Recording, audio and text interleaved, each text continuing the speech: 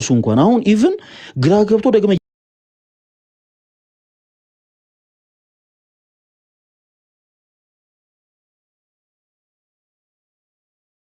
ያነበብኩ ነው። ስለዚህ ባክህን ተረጋጋና ያነሳኸው ሐሳብና አንተ ማስረጃ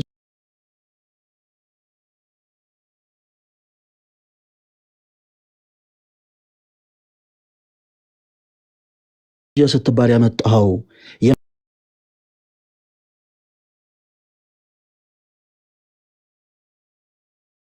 መጽሐፍ ክፍል ለየቀል እንደሆነ በመጀመሪያ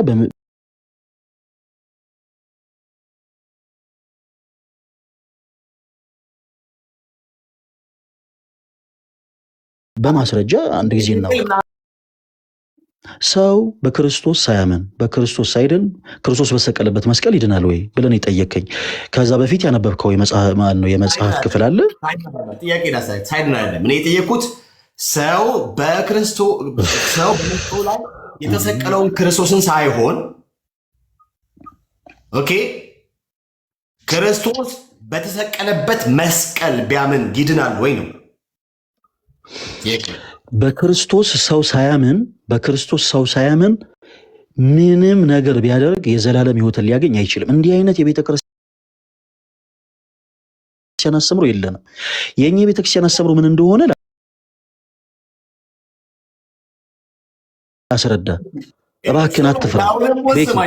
በቀጥታ መጽሐፉ ያደረገው መስቀል ነው ማለት ክርስቶስ እኩል አስረዳ።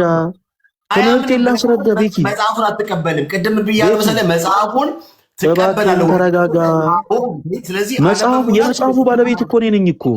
ይኸውልህ አንተና መጽሐፉ ሀሳባችሁ ስለተጋጨ አንተ መጽሐፉን አትቀበልም አትበለኝ። ቤኪ እባክህ ደቂቃ ስጠኝና እባክህን ስናገር አድምጠኝ ፕሊስ። እባካችሁ እዚህ ውስጥ ያላችሁ ፕሮቴስታንቶች ወንድሞችም እባካችሁ ፖዘቲቭ ሆኑ። አንዳንድ ጊዜ ይኸው ቤኪ አሁን ሀሳቦችን አንስቷል። እስካሁን የሱን ሐሳብ ብቻ ነው እየነሳ ያለው። አሁን እኔ ለምሳሌ ገባው ስለ ቤተ ክርስቲያን የሳልቬሽን ትምህርት ምንም ነገር አልተናገርኩም። አሁን ምንድን ብዬ ነው እየጠየቅኩ ያለሁት? የተወሰነ ደቂቃ ስጠኝ፣ ያነሳው ሐሳብ ምን ማለት እንደሆነ ልናገር። ቤኪ በቃ የተወሰነ ደቂቃ ብቻ። ደቂቃ ካረዘምኩ በመሃል ማቋረጥ ትችላለህ ቤተ ስለሆነ። እሺ ሁላችሁም አዳምጡ። በእኛ ቤተ ክርስቲያን አስተምሮ ሁላችሁም አድምጡ። እዚህ ውስጥ ያላችሁ ክርስቲያኖች ወንድሞች፣ ሰዎች በክርስቶስ ኢየሱስ ሳያምኑ አረ ፕሊስ እባክህን ሰዎች ይዳኑ።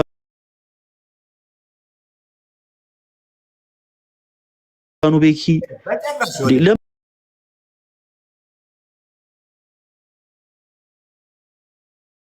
ምንድነው በመጽሐፍ ቅዱስ የማስረጃ ስናው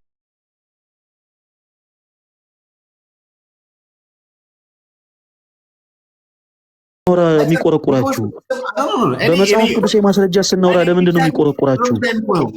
በመጽሐፍ ቅዱስ ማስረጃ እኔ ልመልስልህ። እባክህን አድምጠኝ፣ እባክህን አድምጠኝ። ሁለት እግር አለኝ ተብሎ ለዛ አይወጣም። ቤኪ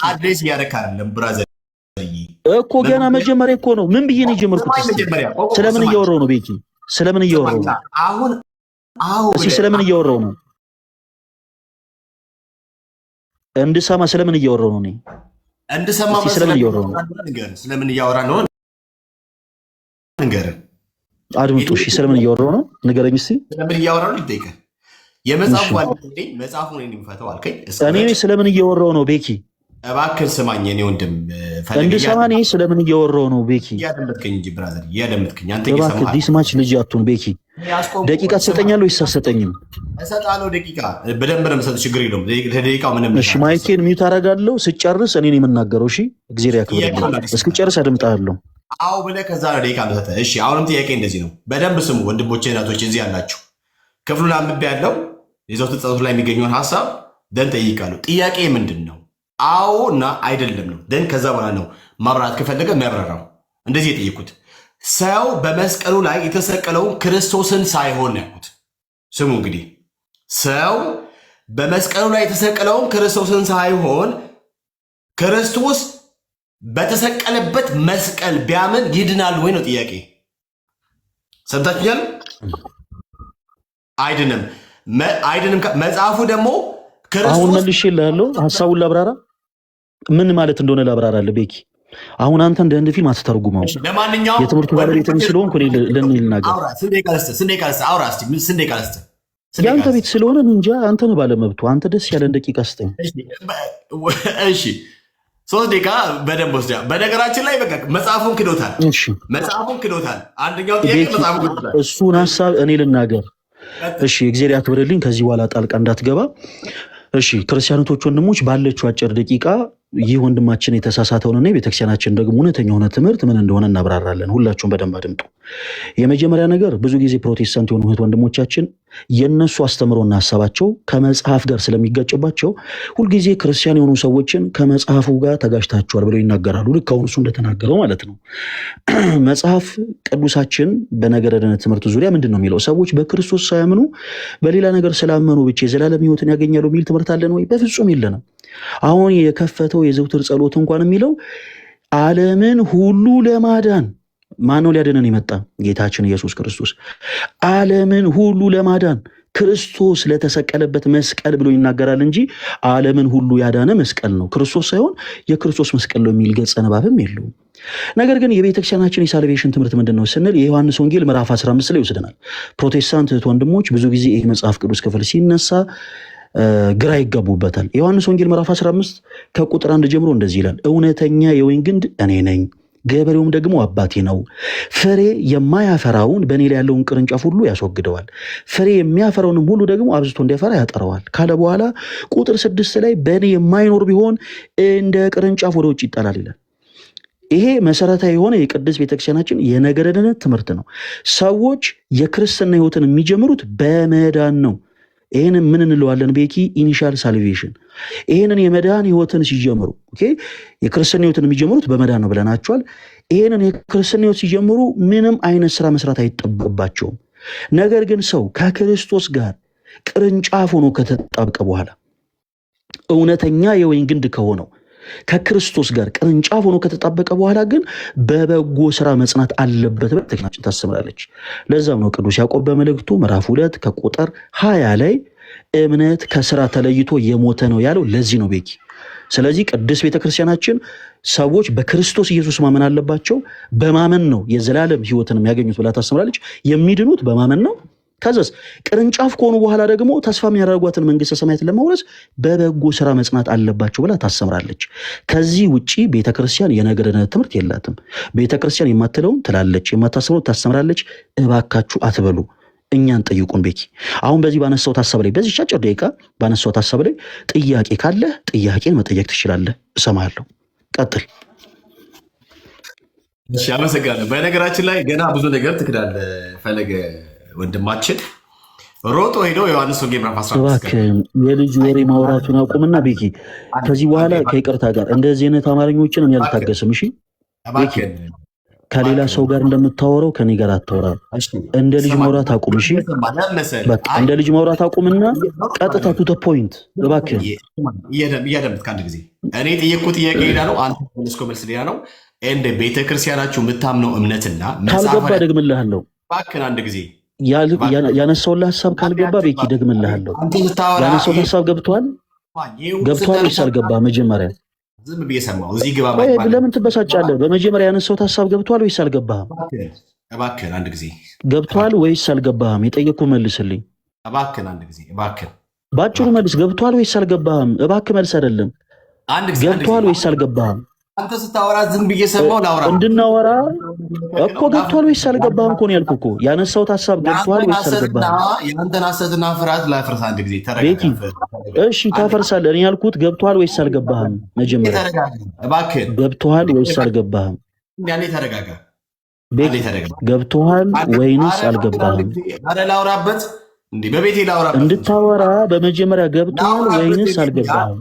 በቤቴ ላውራበት እኔ ሳውራ። እሺ በመጀመሪያ የሚመልሰው መልስ ምንድን ነው? ገብቷል ወይስ አልገባህም ነው። በመጀመሪያ አንተም ቅድም እኔን ምን ብለኸኛል? አዎ ያይ ብለህ ጀምር አይደል ያልከኝ ቤኪ። አሁን አንተ ጀምር ገብቶኛል ወይ አልገባኝም ብለህ ጀምር። አደምጣለሁ። ገብቶሃል ወይንስ አልገባህም? አልገባኝም ያልከውን ነገር አግኝቻለሁ ወይስ አላገኘሁትም? በንግግሮች ገብቶሃል ወይንስ አልገባህም? ባጭሩ በመጀመሪያ አስረግጠህ መልስ። አንድ ጊዜ መልስ አይደለም። ገብቶሃል ወይስ አልገባህም? እንደ ልጅ ማውራቱን አቁሙ። ይሄ እኮ የሰባ ሀሳብ አይደለም። ይኸውልህ የሰባ ሀሳብ ያነሳ መስሎ ከሆነ ተሳስተሃል። እንደ ልጅ አትወራ ቤኪ። ሰው እንዴት እድሜ ልኩን እንደዚህ ይሆናል? ተረጋጋና የጠየቁ መልስልኝ። አሁን ሳስረዳ አሁን ሳስተምራችሁ እዚህ ውስጥ ካስተማርኩ ውስጥ አሁን ገብቶሃል ወይንስ አልገባህም? ልመልስልህ ባጭሩ። የጠየኩትን ጥያቄ አዲስ አድርገህ አልመለስክም። ያንተን ሀሳብ ነው ያወራኸው። አንተ ገብቶሃል ወይንስ አልገባህም? ካልገባ አልገባኝም በል። የጠየኩትን ጥያቄ አልመለስክም። አንተ የራስን ሀሳብ ነው ያወራኸው። ስለዚህ አልገባህም አይደል ቤኪ? ቆይ አልገባህም አይደል? አልገባህም አይደል? ብራዘርዬ መልስ ግልጽ ነው አይደል? የጠየኩትን ጥያቄ አዲስ አድርገህ አልመለስክም። አልገባህም አይደል? ቆይ ቤኪ ቆይ ፕሊስ አንድ ጊዜ አዳምጠኝ። እኔ ያነሳሁት ሀሳብ በአጠቃላይ አልገባህም አይደለ? የጠየኩትን ጥያቄ ለምን ትሽኮረመምበታለህ? ካልገባ አልገባኝም። በጣም ጥሩ እሺ፣ ቆይ አንድ ጊዜ እሺ፣ በጣም ጥሩ። እኔ የተናገርኩት በቃ ተረዳሁክ። አንተ የጠየቀውን ጥያቄ ትቼ እኔ ስለሌላ ነገር ነው ያወራሁት። በጣም ጥሩ። በሳሊቬሽን ዙሪያ አሁን የኔን ትምህርት ተነግሬ ያለው አንተም 3 ደቂቃ ወሰደና ፕሮቴስታንት እህት ወንድሞቻችን እናንተ በነገረ ትምህርት ዙሪያ ምን ብላ አንተም መጀመሪያ መንትያ ተነግረናል። ቆይ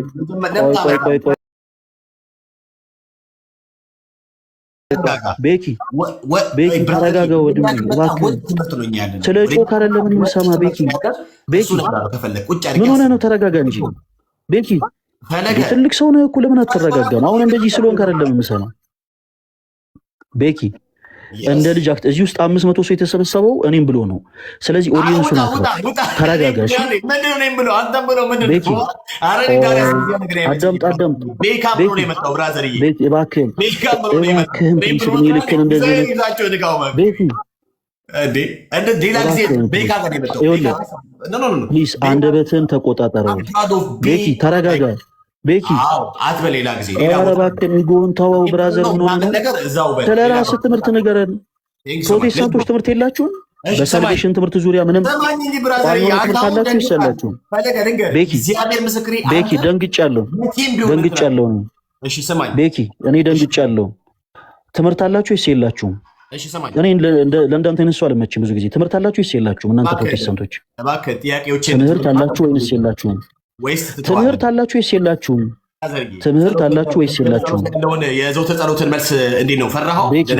አታምንበት? ፈራኸው? የልጅ ወሬ ፕሊስ አታውራ እባክህን። አንተ ትልቅ ሰው ነህ። ሰው ጸጉሩ ገባ ገባ ካለ በኋላ እኮ እንደዚህ ሞራት